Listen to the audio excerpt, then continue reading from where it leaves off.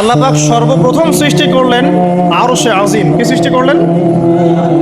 এবং আরশটা পানির উপরে ছিল। কিসের উপরে? পানির উপরে। এরপরে আল্লাহ রাব্বুল আলামিন সৃষ্টি করেছেন কলম।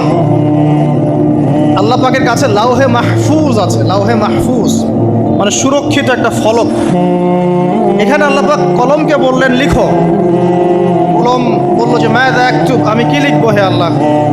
আল্লাহ পাক বললেন কিয়ামত পর্যন্ত যা যা হবে, শেষ দিন পর্যন্ত যা কিছু ঘটবে লিখে ফেলো।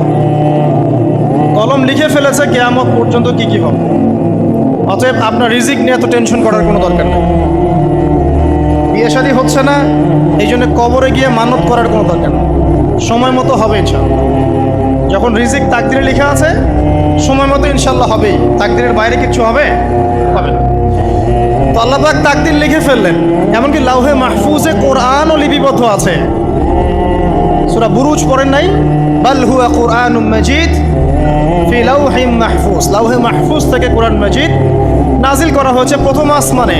এরপর প্রথম আসমান থেকে আস্তে আস্তে ধাপে ধাপে বিভিন্ন ঘটনার পালাক্রমে রাসূলুল্লাহ সাল্লাল্লাহু আলাইহি ওয়াসাল্লামের কলবের মধ্যে জিবরাইল আলাইহিস সালামের মারফতে ওহী করা হয়েছে। এই হলো কোরআন, যেটা নাজিল হতে সময় লেগেছে 23 বছর।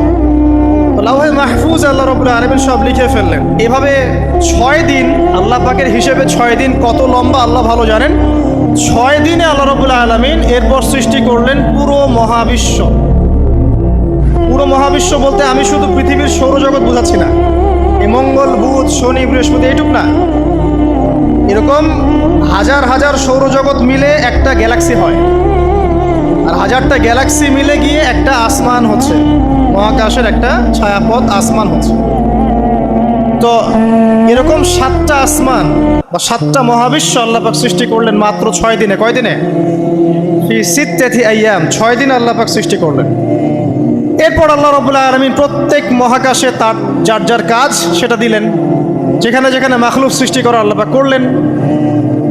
আল্লাহ রাব্বুল আলামিন মালায়েকা সৃষ্টি করলেন নূর দিয়ে। কি দিয়ে? আলো দিয়ে। আলোর মধ্য দিয়ে আল্লাহ রাব্বুল আলামিন ফেরেশতা সৃষ্টি করলেন। আল্লাহ পাক জিন সৃষ্টি করলেন। জিন কি দিয়ে? আগুন দিয়ে। একদম যেটা উত্তপ্ত আগুন, লাল আগুন, সেই আগুন দিয়ে আল্লাহ পাক জিন জাতিকে সৃষ্টি করলেন। সৃষ্টি করার পর আল্লাহ রাব্বুল আলামিন জিন জাতিকে পৃথিবীতে পাঠিয়েছেন। কোথায়? আর এখন মানুষ পৃথিবীতে যা করছে, জিন জাতীয় কিছুটা এরকমই কাজ করেছিল, বরং তার চেয়েও হয়তো বেশি করেছিল। পৃথিবীতে সে ফিতনার ফাসাদ সৃষ্টি করেছিল। এক পর্যায়ে আল্লাহ রাব্বুল আলামিন জিন জাতিকে ধ্বংস করে দিলেন। কিছু কিছু জিনকে আল্লাহ পাক অবশিষ্ট রাখলেন, যেগুলো পাহাড়ে, পর্বতে, বিভিন্ন জায়গায়, সমুদ্রে আশ্রয় নিল। পাহাড়ি এলাকাগুলোতে জিন থাকে, গভীর সমুদ্রে জিন থাকে, হ্যাঁ, জঙ্গলে জিন থাকে। এরকম কিছু জায়গা আছে, এগুলোর মধ্যে জিনরা থাকে। তো ওদেরকে ডিস্টার্ব করতে গেলে সমস্যা, আপনাকে ধরে ফেলবে। আর যদি প্রতিদিন সকাল সন্ধ্যার জিকির আজগার ঠিকঠাক মতো না করেন, কোরআন তেলাওয়াত ঠিকঠাক মতো না করেন, নামাজি না হন, আর পবিত্র না থাকেন, তাহলে জিন ধরার সম্ভাবনা বেশি। আর আমার মনে হয় এখনকার যে মেয়েগুলো রাস্তাঘাটে ঘোরাফেরা করে, এদের বেশিরভাগই জিন ধরা। কারণ আছে, এমনি এমনি বলি নাই। এটা আপনাকে বুঝতে হলে আল্লাহ এবং তার রাসূলের চোখ দিয়ে দেখতে হবে। তো কারণ তাদের চাল চলন স্বাভাবিক না, কিছু একটা ওদের উপর ভর করেছে। ভরটা করার কারণে তার চাল চলন আজকে এমন হয়ে গেছে। এবং বহু মেয়ের ঘটনা এমন শোনা যায় যে সরাসরি তারা জিন দ্বারা ইফেক্টেড হয়। দেখেন না, রুকিয়া করতে হয়, শরীয়ীভাবে রুকিয়া করতে হয়।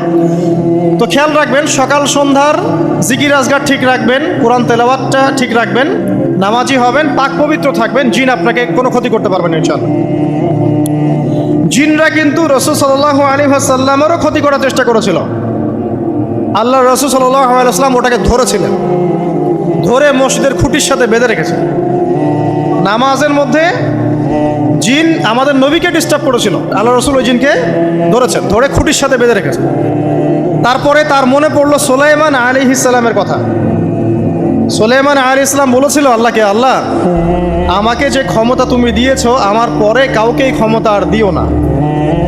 আর সুলাইমান আলাইহিস সালামকে আল্লাহ পাক জিন জাতিকে অনুগত করে দিয়েছিলেন। সুলাইমান আলাইহিস সালামের নির্দেশে জিন জাতি বিভিন্ন কাজ করত। এমনকি সমুদ্রের মধ্যে ডুবুরির কাজও করতো, সমুদ্রের ভিতর থেকে রত্ন বের করে নিয়ে আসতো।